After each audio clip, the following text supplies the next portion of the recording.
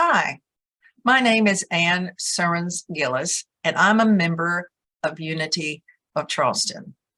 Now, we're going to meet someone this morning, and whether you know him or not, I think you'll enjoy learning a little bit more about the lives and interests of our board member, Jeff Denison. Jeff, welcome. Hello, good morning.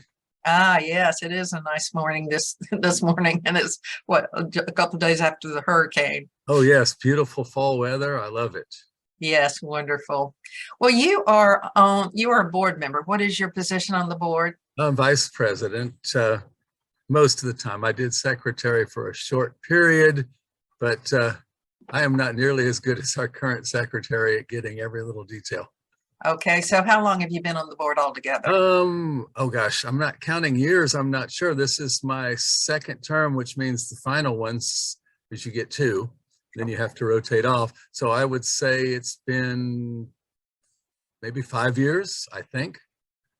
Okay, 5 years. And what do you do as vice president? Well, vice president, right? That's the good job, but I'm also the building and grounds person. So most of the things I do is coordinating things with the building and grounds, helping out. I actually happen to work right across the street diagonally. So when there's something that goes on at the church, I can usually be there quickly if need be. So is building and grounds, is that a part of being the vice president, or is that a No, that's one of the like collateral duties that's sort of I've always been a fix-it person. Okay. And so that was just a natural thing for me. I understand air conditioning, electrical, structural, and we have so many other people that help out and do way more than me. I'm just the board liaison to all those other people. So that's what you do as vice president, is you coordinate people? Yeah, I help report what's going on with building and grounds to the board, and then let those people know things that the board comes up with that we want to try and do, such as, put up the fence that was put up all along the side that looks so nice between us and the gas station. I mean, that was, the board said, well, we have a donee that wants to donate the fence, who wants to work on it. So I'm an administrator, you would say, although I help out when they need someone to do things, or if I'm the closest person, I try and get over there. Yes, I've heard you be thanked for things that you've done in terms of the grounds before. So thank you so much. It's just a whole big team, and I'm just the one on the board that coordinates activity back to those people. Unity is a team sport, isn't it? Oh, absolutely. Absolutely. Well, yeah. So where were you born? I was born at Miami Valley Hospital in Dayton, Ohio. In Ohio. Goodness. So where do you live now? I've been in North Charleston for 33 years.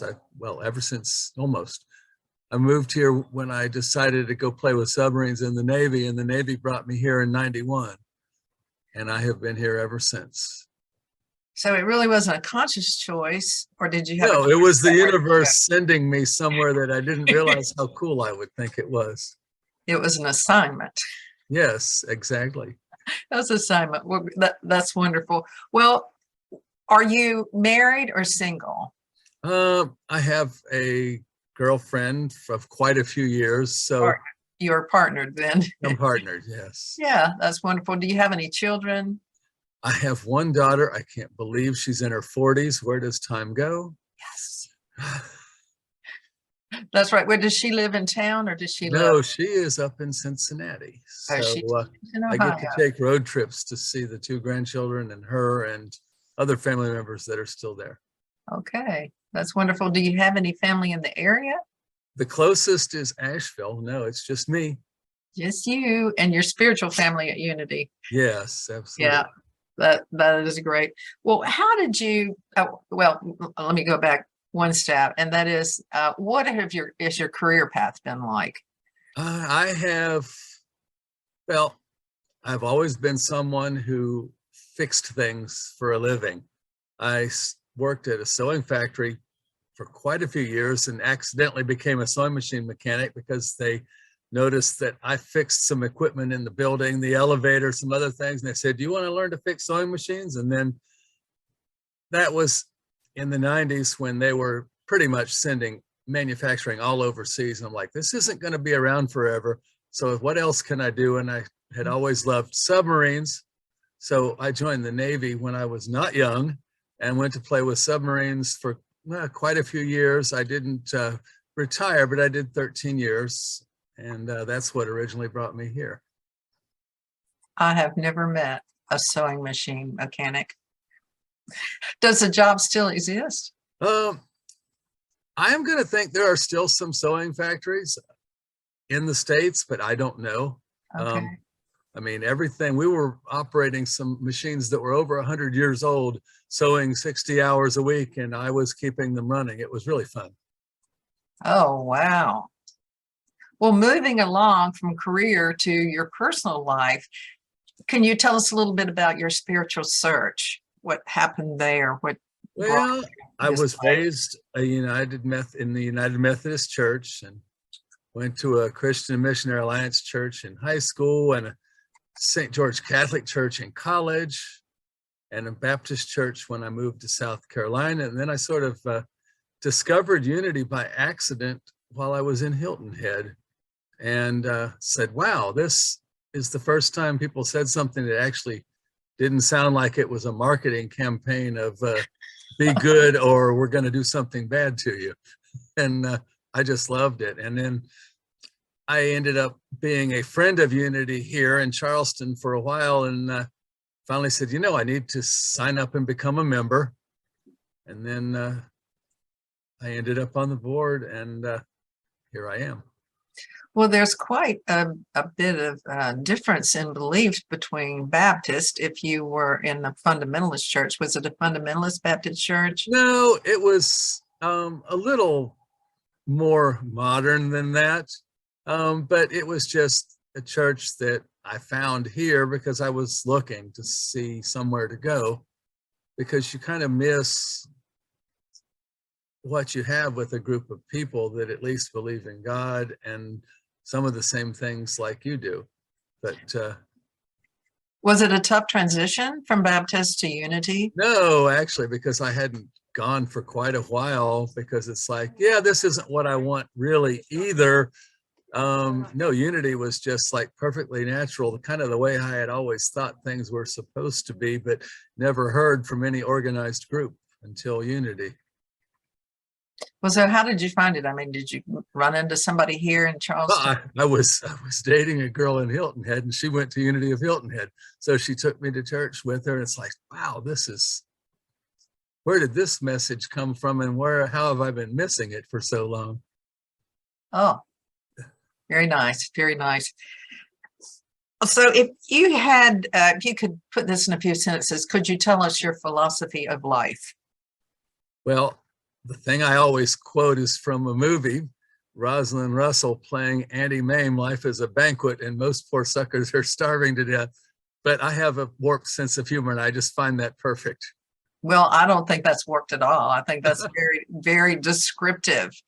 And you know, as people that have partaken in the banquet of life, sometimes it's easy to look over and judge people who are not in the same place spiritually that we are, and that becomes another spiritual practice, and that is putting everyone on equal footing as spiritual seekers, because it's very easy to get prideful, I think, with our knowledge. Would you agree with that? Or well, one of the things about Unity is, what is it Reverend Ed says? Yeah, you teach what you need to learn.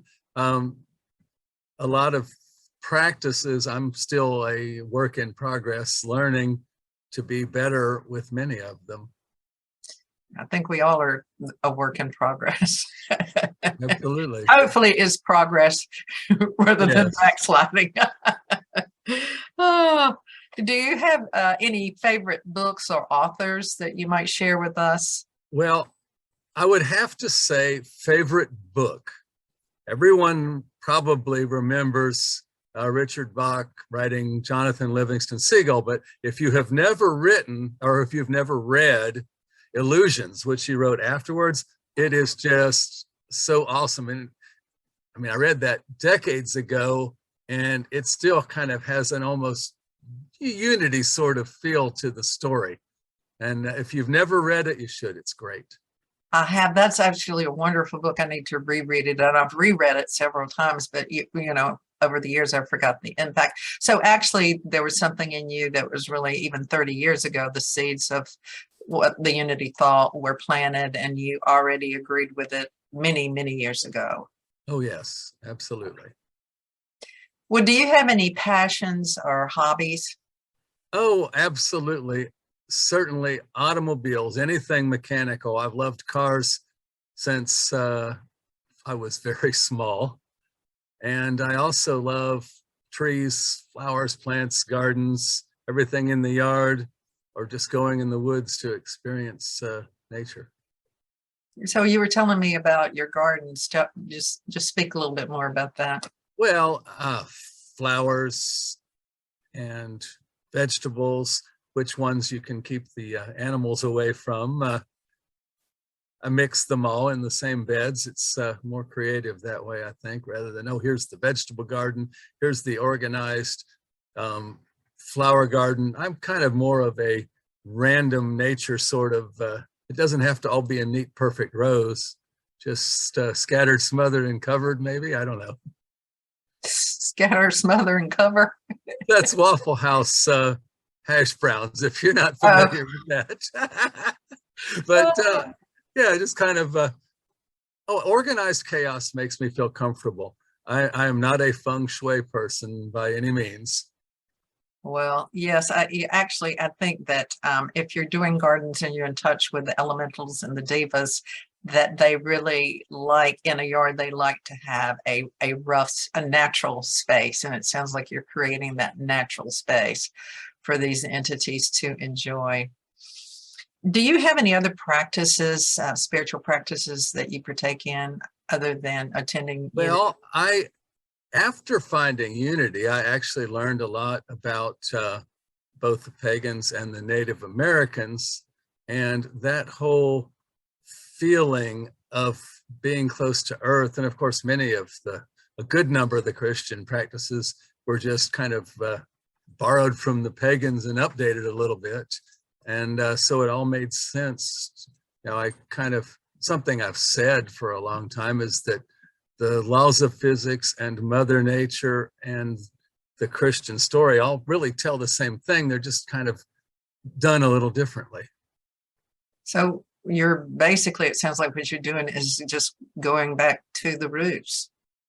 Okay, sure. The real origin of where the Christian religion started and how it evolved. And you started here and went back. And discovered the past. Oh, yeah, I have a passion for things from the past. I always have. I kind of wonder if I haven't lived quite a few different times before, because certain periods in time I feel an immense attraction to. Oh, that was you. I remember you in 1793. You were. Yes, and in 1941, somewhere over the Pacific, maybe, or under. I don't know. Yeah. So you've had flashes? I just sometimes feel very in touch with things that don't have any other explanation. Inklings. Yes. Yeah, that's great. Well, thank you so much. Do you have any other last words of advice that you might give us or leave us with, or anything? It doesn't have to be advice. Well, I don't know, but something I had said before, that one thing I love about Unity is that we look to and listen to all of the other religions, all of the other spiritualities or different practices. They've been around for thousands of years, and it seems like they all have some truths in them that we can learn from. Right. So we do acknowledge in Unity the perennial wisdom that has been here forever. And then we have our own twist of that, which seems to work very well for many people.